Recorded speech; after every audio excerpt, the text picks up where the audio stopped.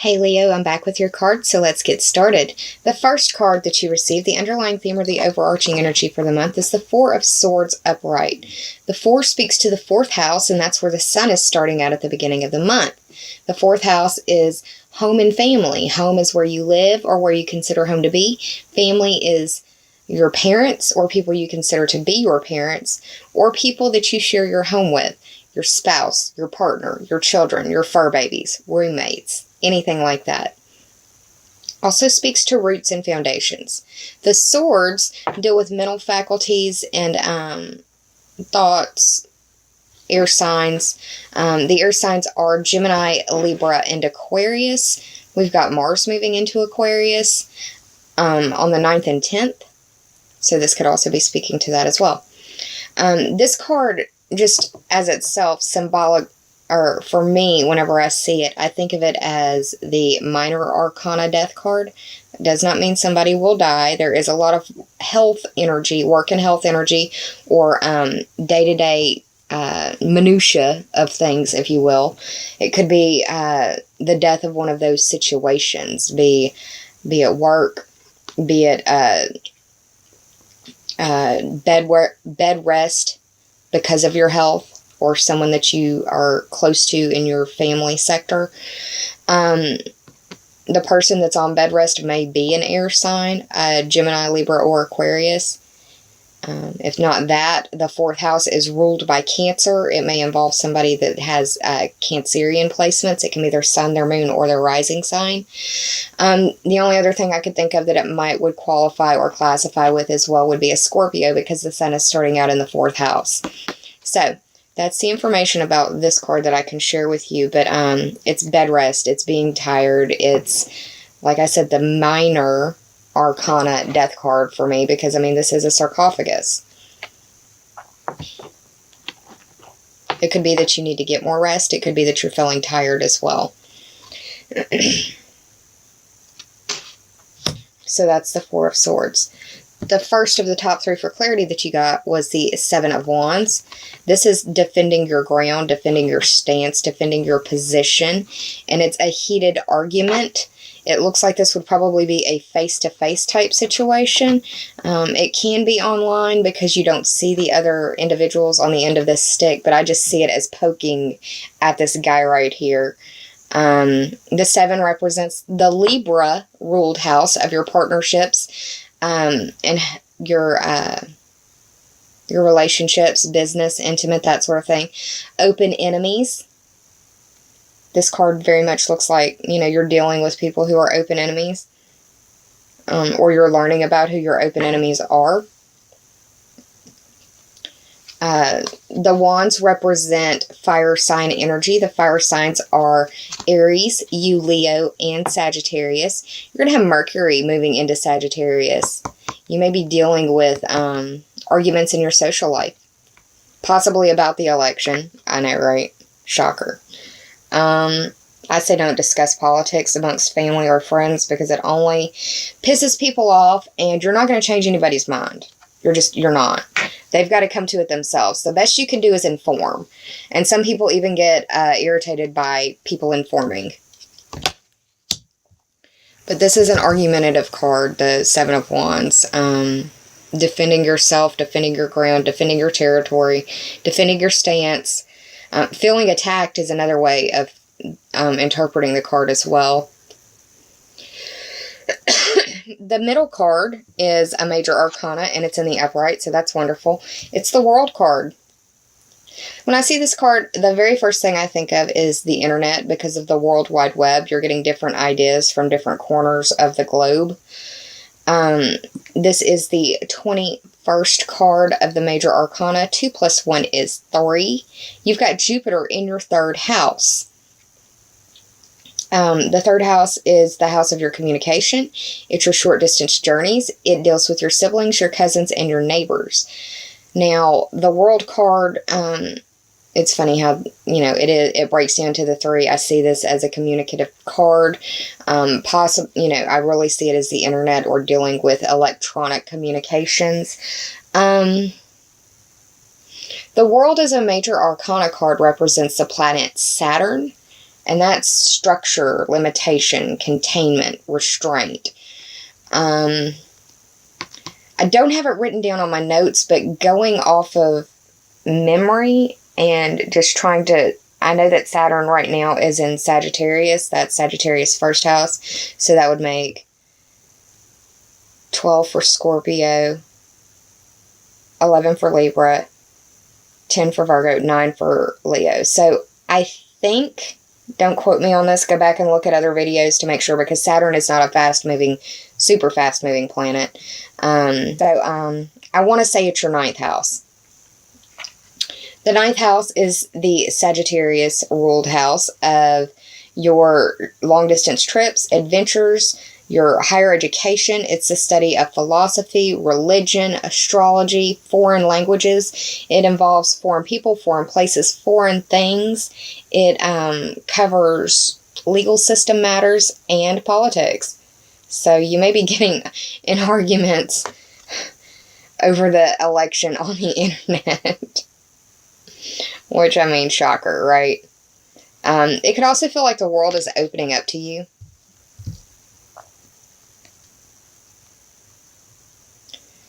All three of the cards, the top 3 cards for clarity, have blue background in them, which for me is a highly emotional color.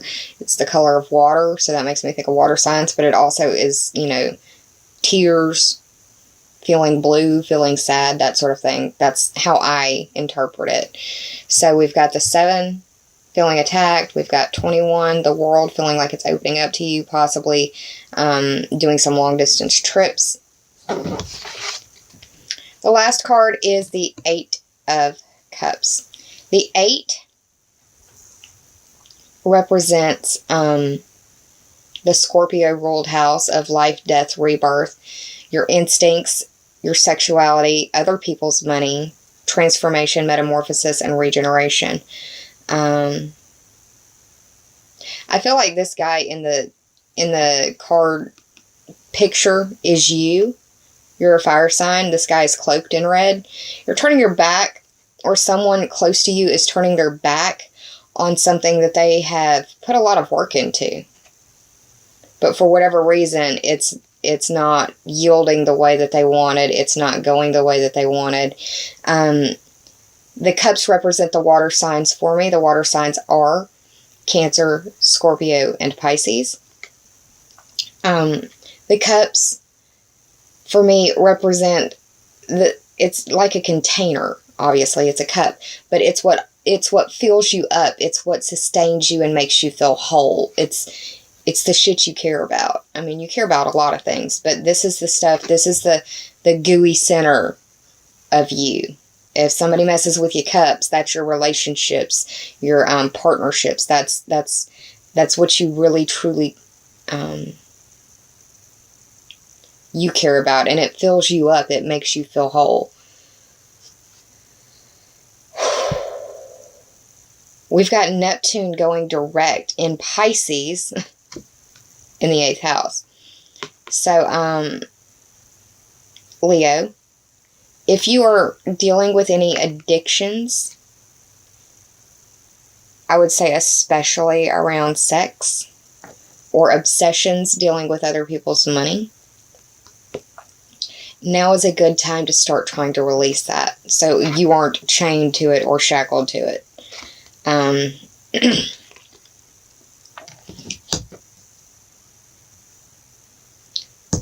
But the guy in the 8 of Cups is walking away from what has been what feels like a not so happy situation, where I'm seeing it as like,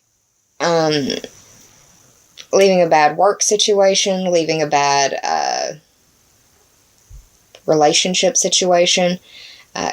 It's like reevaluation and cutting ties with things that aren't really doing anything for you. They take more from you than they give to you. I think that's the best way to put it. Now, I did the math on the numerology for the cards and how I read them. So we've got the 7 of Wands, we've got 21 for the world, we've got 8 of Cups, and 4 of Swords. This totals up to be 40 4 plus 0 is 4, and that is where the sun is starting out in Scorpio.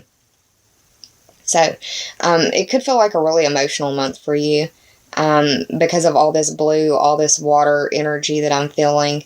You may feel contained. You may feel limited. You may feel restricted.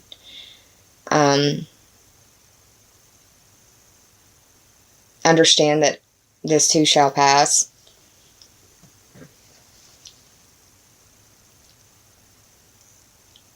Watch what you say and how you say it in your partnerships, though, because it could be that you are either feeling defensive or feeling attacked. And either way, when those feelings come around, the other party in that communication situation is going to do the equal and opposite reaction of what you're doing. So to avoid a powder keg situation, just be cool, calm, and collected, which is difficult. I know you're a Leo. I've got an Aries sun. It's hard to be cool, calm, and collected sometimes when somebody hits that right trigger button. But one of the best things you can do is what I started doing, and I still try to remind myself, is I'm not going to allow this person to dictate my reaction. Some of the best stuff I ever stumbled upon was, I refuse to allow this person to dictate my response in this situation. I refuse to let this situation dictate my actions. I refuse to let ... So, that's just me being a stubborn Aries with a Taurus moon and a Scorpio rising. That's how I see the world. You don't have to see it through my lens. You've got your own, but just trying to give you some perspective. All right, Leo. So, the 4 plus 0 is 4. That's the home and family sector. You may be feeling defensive in home and family.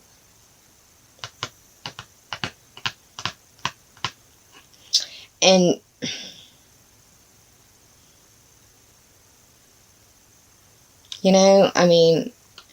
I don't want to put it out there like that, but looking at it overall as well, it looks like this could also be dealing with somebody who has been fighting for their health in a extended health situation where it's been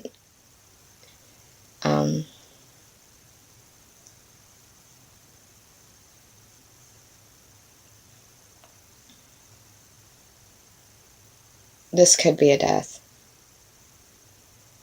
But it doesn't look like something that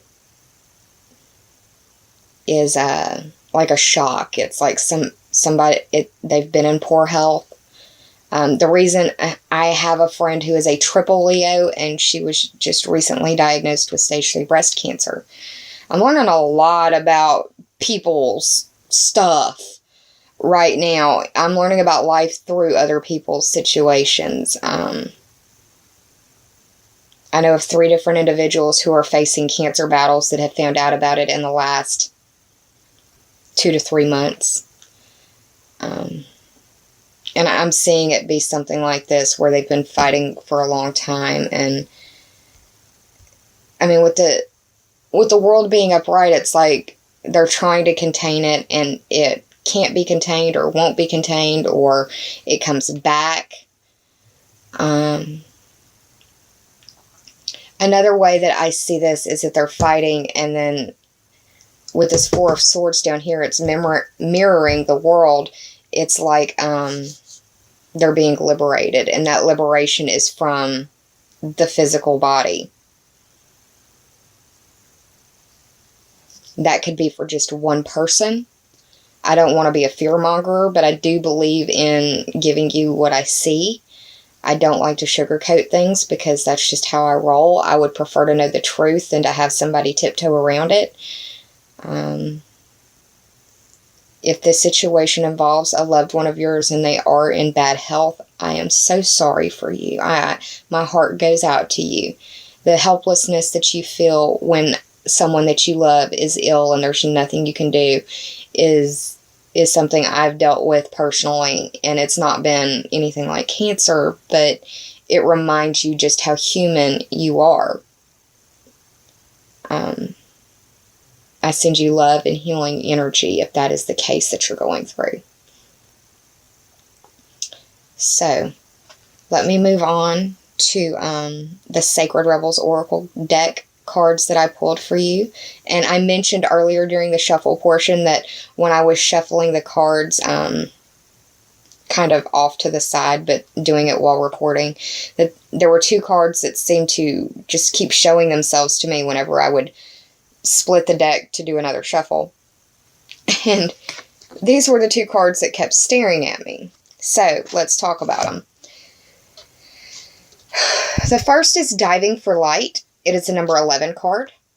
The 11th card is ruled by Aquarius, and that is where the house of your friends, your groups, your wishes, your future dreams, your future goals, your bucket list. It's the memberships and associations and the teams that you belong to. You could be experiencing this in that sector, in your friend sector. You could be experiencing this in your home sector. You could be experiencing this with your children, God forbid, or your fur babies. Nonetheless, love is strong, and it hurts when those that you love are hurting. I want you to... This card has shown up at least one other time for another sign. I can't remember who it was, but I want you to look up what the seahorse symbology means. I think it was Aries that this fell for. Aries may be important to you as well. You may want to go watch that video because of this synchronistic link. But yeah, look up the seahorse symbology because it's very strong in this card. She's underwater. And when I think of underwater, I think of being flooded by emotion. That's the house of not home and health. That's the house of work and health, or the competency and skills that you bring to the services that you provide.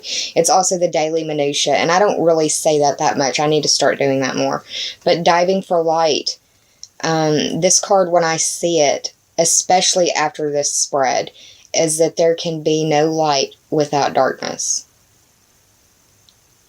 And that this is a time of spiritual testing, that we need to try to embrace compassion, kindness, and love, because there's a lot of stuff going on right now. Be alert to criticisms. Only take criticism that is constructive. Now, for construction to happen, sometimes there has to be destruction. If they tear you down to build you up, that's one thing. If they tear you down to build themselves up, that is something entirely different, and that's what you need to reject. Also, pay attention to the sabotage. It can be self-sabotage, or it can be sabotage from someone else. But pay attention to the sabotage in your world, on your path to your goals.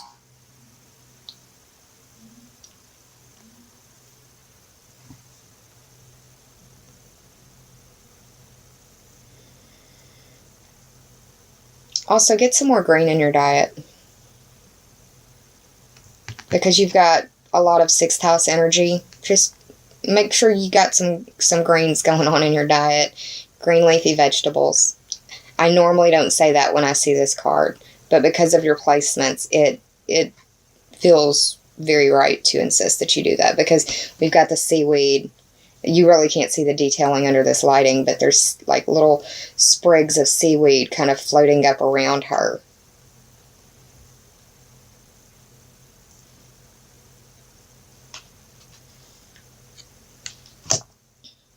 The second card from the Sacred Rebels Oracle deck is Dream a Beautiful Dream. And this is a picture of the globe, and it looks like it's going through an ascension process. This is a picture of our planet right here.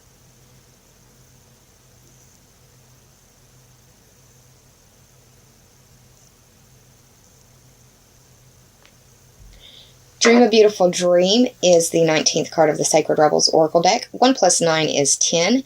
This is where we focus on your career, your status, your reputation, your destiny, and dealing with authorities. Authorities in your world, authority figures, and authorities in their field. or experts. This card indicates that you need to be aware of the small-minded and the superficial, and don't allow them to influence your decisions. This is also a card that, when I see it, I feel like we're all together. I literally hear the 1980s song, We Are the World, in the back of my head when I see this song. And if you don't know what that song is, please go look it up. Find the lyrics, read them. Your expectations need to be examined as well. They say, and I happen to be somebody who believes in this, but they say that expectation is the root of all heartache. The minute you let go of your expectations, it frees you and it frees the other person from a lot of hurt.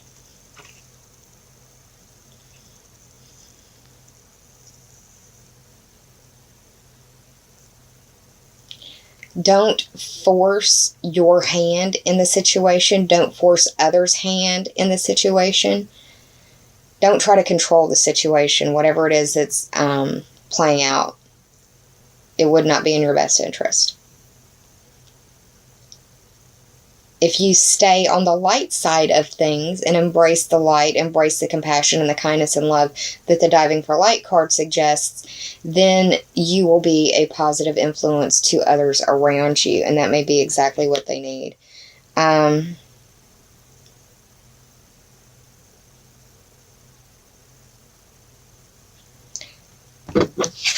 We've got a picture of the world, and we've got the world card right here as well. You know,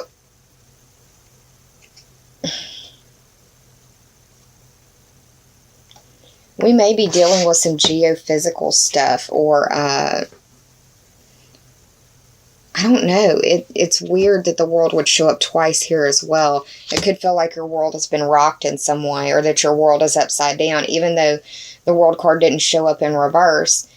You could feel like the situation has thrown you for a loop. Okay. And I think that these are perfect for what's going on. Concentration and routine.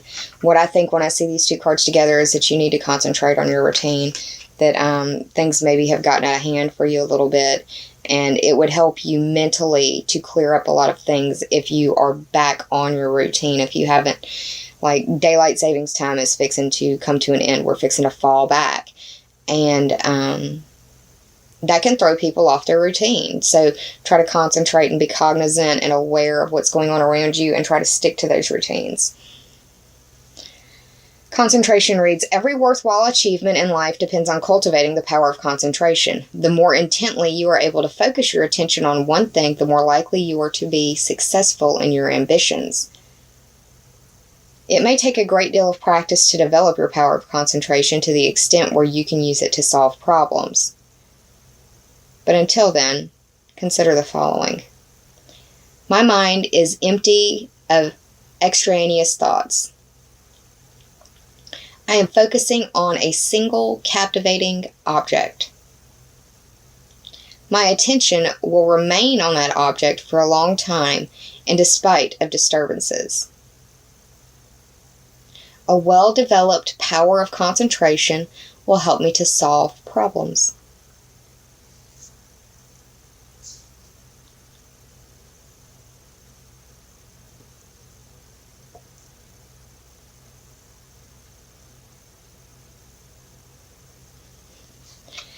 Aries rules the head. I talked about Aries earlier. You may be dealing with a headache or migraine issues or someone who is dealing with that sort of stuff. Just going off of what I'm seeing in the picture. I give y'all what I hear or what I feel. Routine. Now, I don't know why they have colored pencils as a picture for routine. But that's what they chose.